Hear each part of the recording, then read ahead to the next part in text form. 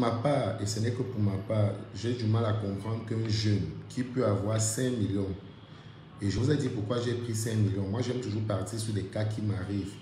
Parce que je me suis retrouvé cette semaine en passe de conclure un deal pour un terrain qui allait me prendre 5 millions. 500 mètres carrés titrés à Bankomo, à côté de la station à Bankomo. Donc, quelque chose de bien, quoi. Et il me fallait à peu près 5 millions pour toute la procédure, acheter, faire la mutation chez le notaire, faire la clôture de protection, tranquille. Et j'aurai mon 500 mètres carrés au calme. Mais dans la même semaine, si je suis en train de faire les aménagements de la holding, j'ai besoin d'acheter du matériel bureautique, du matériel de travail, de peindre les murs et consorts. Et je me suis posé la question, tu mets dans le terrain ou tu mets dans ton business? Et j'ai choisi le business. J'ai choisi de continuer dans un business que j'ai lancé il y a plus de 3 ans en publiant des ouvrages et que j'ai démarré comme ça, tous azimuts. Puis j'ai pris un premier bureau jusqu'à ce bureau-ci. Et voilà, j'ai commencé une tontine pour avoir mon premier bureau de 2 millions que j'ai cotisé, que j'ai bouffé derrière l'un de mes parents et je ne regrette pas. On ne peut faire l'entrepreneuriat au début qu'avec ses fonds ou avec des fonds d'emprunt. La différence est claire quand même, mais il reste que tout ça, c'est des fonds. Si tu n'as pas de vision, ça va mourir. Si tu as une vision, ça va prendre le temps que ça va prendre et ça peut démarrer. Et je vous ai dit, même les Google ont commencé avec des fonds d'emprunt. Quand ces jeunes, Larry et Sergey, ont lancé Google, on leur a donné 200 000 $ à leur professeur à l'université de Stanford. Ce n'était pas une banque. Parce qu'il y a les gens qui aiment dire, si votre projet est très bon, allez à la banque. Ne soumettez pas aux gens, vous arnaquez les gens. Je ne sais pas si Google était un arnaqueur. Mais si leur projet avait échoué, on allait dire que c'était les arnaqueurs. Un projet qu'on vous soumet peut échouer. Ça ne veut pas dire que c'était l'arnaque. Google a marché aujourd'hui, c'est tant mieux, on s'en réjouit. On l'utilise. Larry et Sergey sont milliardaires. Le professeur qui avait donné les 200 000 $ lui aussi est multimilliardaire, vous voyez. Ça, c'est la success story, ça aurait pu tomber. Mais ils ont cru, ils ont porté leur story. Il m'appartient de porter la mienne.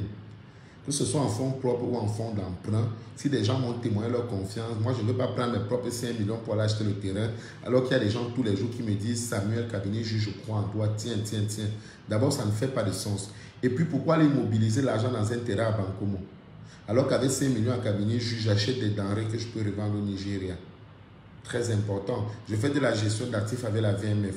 J'équipe mieux le studio de Gigicom qui peut me donner des prestations à des clients.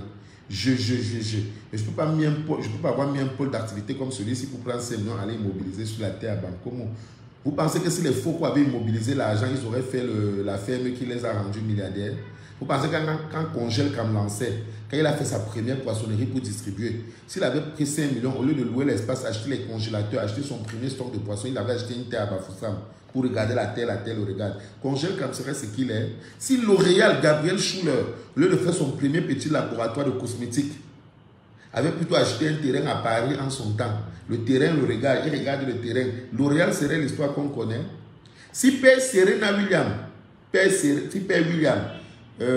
formateur de Serena, formateur de, comment on appelle la sœur de Serena, Vénus, n'avait pas investi sur ses filles, acheter les équipements, acheter les matériels, trouver les heures, trouver les répétiteurs, parce qu'il avait acheté un terrain aux États-Unis, regardez le terrain le regarde, il aurait eu ses filles qui ont fait du succès?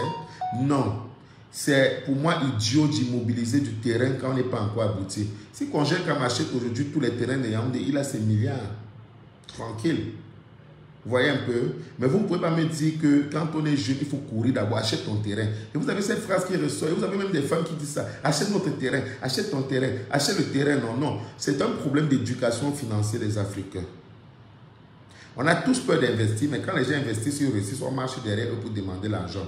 Quand ils ne donnent pas, on dit que c'est l'oncle chiche de la famille. Il y a même des gens qui vont se demander l'argent pour acheter leur terrain. Donc les autres vont investir dans leur business, passer les nuits pour financer l'achat de vos terrains. Ça marche, on est sérieux, on peut se poser des questions. Et c'est là où les Blancs nous dépassent dans le mindset. Quelqu'un me dit qu'avec 5 millions, 7 500 €, un peu plus de 6 500 $, il va les mettre dans le terrain. Il regarde le terrain, le regarde. Ok, si tu es un fonctionnaire et que tu es à l'aise et que tu as ton salaire, c'est bon. Tu as déjà ton train-train. Si tu es dans tout type d'activité qui a déjà généré un train-train, ça va.